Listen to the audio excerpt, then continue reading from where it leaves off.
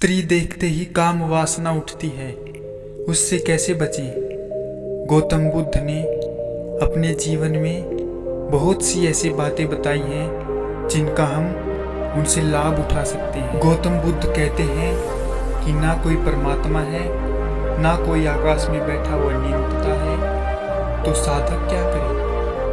बुद्ध ने कहा है, होश से चले, होश से बैठे, होश से उठे।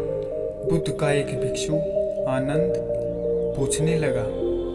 वह एक यात्रा पर जा रहा था और उसने पूछा कि हे भगवान, मुझे आपसे कुछ पूछना है। स्त्रियों के संबंध में मेरे मन में अभी भी काम वासना उठती है, तो स्त्री मिल जाए तो उनसे कैसा व्यवहार करना चाहिए। तो बुद्ध ने कहा, स्त्रियां अगर मिल जाएं तो बचकर चलना, दूर से निकल जाना।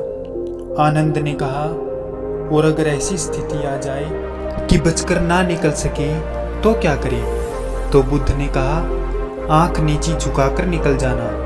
आनंद ने कहा, और यह भी हो सकता है कि ऐसी स्थिति आ जाए कि आंख झुकाना भी संभव ना हो। समझो कि कोई स्त्री गिर पड़ी हो और उसे उठाना पड़े, या कोई स्त्री कुएं में गिर पड़ी हो और उसे जाकर सहारा देना पड़े, या कोई स्त्री बीमार हो। ऐसी स्थिति आ जाए कि आंख बचाकर भी चलना मुश्किल हो जाए, तो बुद्ध ने कहा, छूना मत। और आनंद ने कहा, अगर ऐसी अवस्था आ जाए कि छूना भी पड़े तो क्या करें। इस पर बुद्ध ने कहा कि जो मैं इन सारी बातों से कह रहा हूँ उसका सार कहे देता हूँ। छूना, देखना, जो करना हो करना, होश रखना, इन सारी बातों में मतलब वही है। स्त्री से बचकर निकल जाना तो भी होश रखना पड़ेगा, स्त्री को बिना देखे निकल जाना तो भी होश रखना पड़ेगा।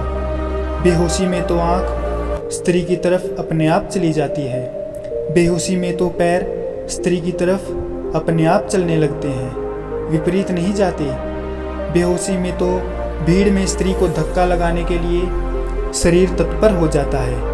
बचकर निकलना तो दूर, अगर स्त्री बचकर निकलना चाहे तो भी उसकर बचकर नहीं निकलने देना मुश्किल हो जाता है। बेहोशी में तो स्त्री को छूने का मन होता है। तो बुद्ध ने कहा, फिर मैं तुझे सार की बात कह देता हूँ। ये तो गौण बातें थी, लेकिन उन सब गौण बातों में वही धागा अनुसूयित था। जैसे माला के मनकों में धागा अनुसूयित होता है, मन के दिखाई पड़ते हैं, धागा दिखाई नहीं पड़ता।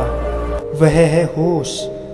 कबीर उसको ही सुरती कहते हैं। और जिस व्यक्ति का होश सध जाए फिर उसे कोई असहज कर्म नहीं करना पड़ता। उल्टा सीधा कबीर कहते हैं, ना तो मैं नाक बंद करता, न आँख बंद करता, न उल्टी सीधी सांस लेता, ना प्राणायाम करता, ना उल्टा सिर पर खड़ा होता, न शीर्षासन करता, कुछ भी नहीं करता। सिर्फ होश को संभाल कर रखता हूँ, सिर्फ सुरती को बनाए रखता हूँ। बस सुरती का दिया भीतर जलता रहता है और जीवन पवित्र हो जाता है। सुरती का दिया भीतर जलते जलते एक ऐसी घड़ी आती है जब निष्कंप हो जाता है। उस घड़ी का नाम है समाधि। बुद्ध ने ऐसी कथाओं से हमें मुक्ति का मार्ग दिखाया है, जिससे अपनाकर हम काम वासना को नियंत्रित कर सकते हैं। अगर आप ऐसी ही और कथाएं सुनना चाहते हैं तो चैनल को सब्सक्राइब करें और लाइक करें। आपका बहुत बहुत धन्यवाद।